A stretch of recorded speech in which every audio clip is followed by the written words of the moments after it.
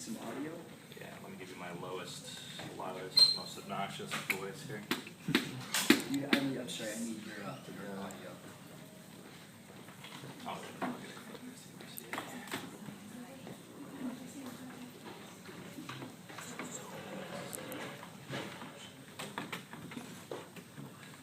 Okay, go ahead.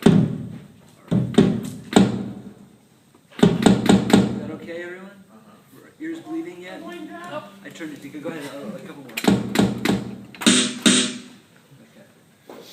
Okay.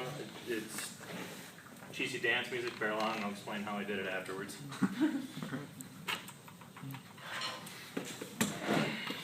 Yes, I have a cheat sheet.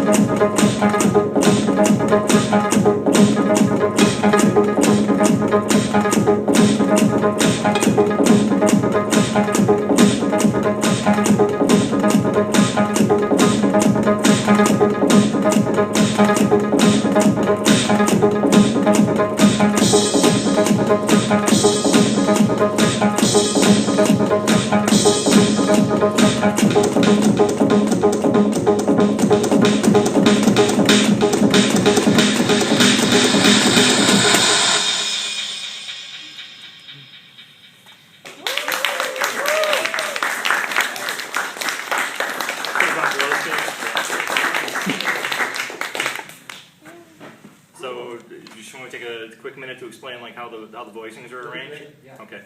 So, these pads up here, based off of the main loop, which can be shut off with this sound, which is actually a portion of the same loop, a fragment. This odd time thing is actually a fragment of the original loop as well.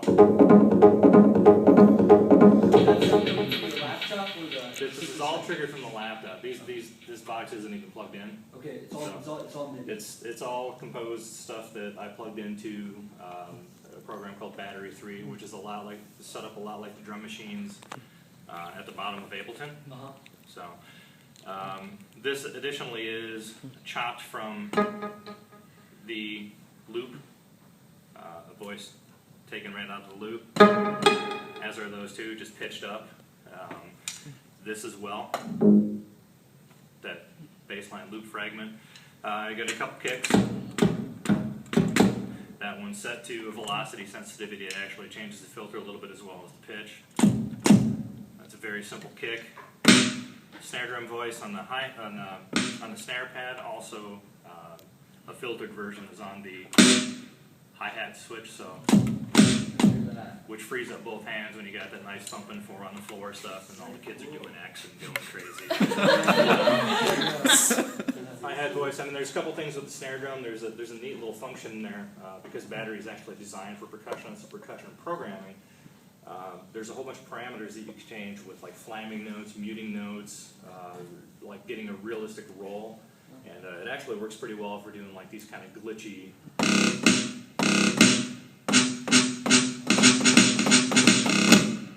How did you get that little electronic rush?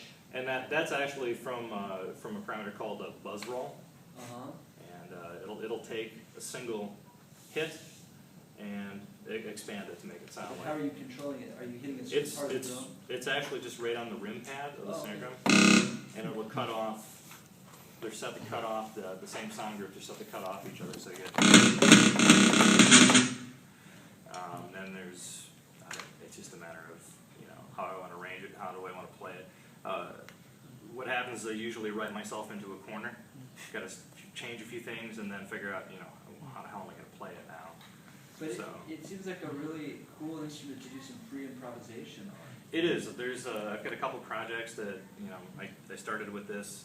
I keep promising the wife that eventually all my other gear is paid for itself time and time again, except this. And so I've actually got to get this out and get it playing. So there's a couple different projects in the work. One kind of an ambient electronic thing, another like a live improvised project with a couple musician buddies of mine. Great. Where it's a lot of maybe a collaboration out of the class. I'm sure Douglas would like to maybe see this as a possible. Doug's got the video. I'm gonna have to hit him up for the video. Yeah. That's very, very cool. Any questions? It's fun to actually see you playing this electronic music. Well, I figured the DJs get enough attention, so this kind of stuff. There's a couple guys out there that are really doing this well. The whole concept of electronic music being done by drummers, including guys like Tony Verderos, who plays a kit like this, and it's all him doing programmed electronic music, club music. A guy named KJ Saka has got some really cool. Akira Jimbo. Akira Jimbo does some cool stuff, Jojo Mayer, of course, with Nerve.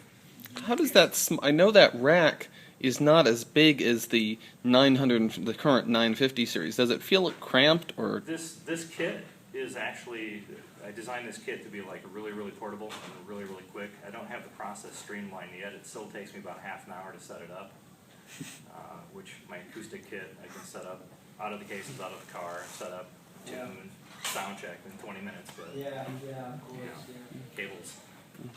Cables are the bane of my existence at this point. Well, I only wish that we would have more time, and this would be great. Actually, not just for the explanation, but just for more playing. It sounded great. I thought I kind of wanted to crank it a little louder, but it was good, and I thought, and that's really important. But I thought that was I thought you had a nice variety of sounds in there, and it was fun. It was a lot of fun. Yeah, that's what it's supposed to be for all you young whippersnappers. It's just you see, like there's still the possibilities of MIDI control, right? Yes, exactly. Yeah. There we go. What you said, percussion, which is already quite varied, expands a lot more when you add electronics. Absolutely. Yep. Yeah. Very much so. It seems like it's key to that. Maybe start paying attention to all like pitch stuff. Are we done? All right, thanks. Thank you.